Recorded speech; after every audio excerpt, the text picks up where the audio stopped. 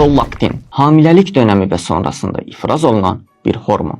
Nəticədə süd istehsalı başlayır, analıq hissləri güclənir, şəfqət kimi duyğular artır, aqressivlik azalır. İnsan üçün bu qədər əhəmiyyətli bir maddəyə Quranda hər hansı bir işarə varmı? Axtardığımız zaman Quranda prolaktin kimi oxuya biləcəyimiz tək bir hərf ardıcıllığı təsbit edirik.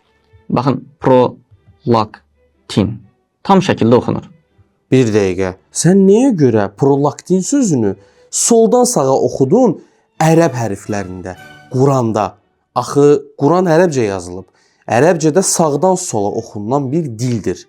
Burada artıq bir yalan olduğu konkret göz qabağındadır. İnsanlara bax belə cahilcə metodlarla aldatmağa çalışmayın. Ay gözəl qırmızı gəmi səhifəsi. Artıq növbəti sizin yalançı arqumentlərinizə baxmağa mənası yoxdur. Çünki əvvəldən artıq türklədirmiş çuvallamısınız. Əgər doğrudan da sağdan sola prolaktin oxunsaydı, mən sizinlə razılaşardım. Amma sən ərəb dilində yazılan yazını soldan sağa oxuyaraq buradan prolaktin çıxardıb möcü çıxarmağa çalışırsansa, bu təməldə səhvdir. Və sənin hər növbəti arqumentin çürüyür. Ona görə də sizə məsləhətim, bax belə saxtakarlara inanmayasınız.